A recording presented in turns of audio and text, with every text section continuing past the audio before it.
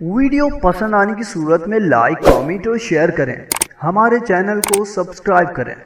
اور بیل نوٹیفیکیشن کو آن کر دیں تاکہ نئے آنے والی ویڈیوز آپ کو بآسانی مل سکیں۔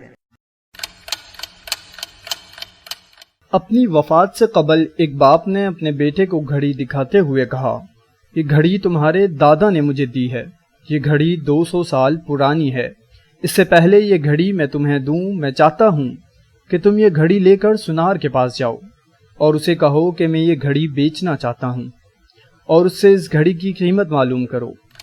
بیٹا سنار کے پاس گیا اور اس نے واپس آ کر باپ کو بتایا کہ سنار نے اس گھڑی کی قیمت 25,000 لگائی ہے،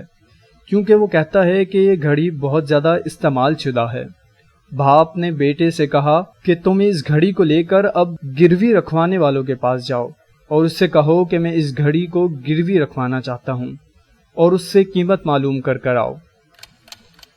بیٹا گروی رکھنے والے کے پاس گیا، آ کے اس نے باپ کو بتایا کہ اس گھڑی کی اس نے صرف 1500 قیمت لگائی ہے، کیونکہ وہ کہتا ہے کہ یہ گھڑی بہت زیادہ پرانی ہو چکی ہے۔ اس پر باپ نے اپنے بیٹے سے کہا کہ اب تم اس گھڑی کو عجائب گھر والوں کے پاس لے کر جاؤ۔ بیٹا عجائب گھر گیا اور واپس آ کر اس نے بہت ہی پرجوش انداز میں اپنے باپ کو بتایا کہ عجائب گھر والوں نے اس گھڑی کی 8 کروڑ قیمت لگائی ہے،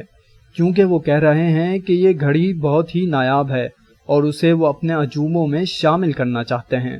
اس پر باپ نے اپنے بیٹے سے کہا کہ میں یہ گھڑی دکھا کر تمہیں صرف یہ باور کروانا چاہتا تھا کہ صحیح جگہ پر ہی تمہاری صحیح قدر ہوگی، اگر کسی جگہ پر تمہاری بے قدری کی جائے تو غصہ مت کرنا،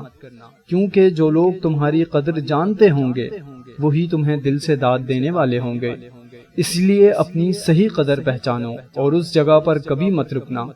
جہاں کوئی بھی تمہاری قدر کرنے والا نہ ہو۔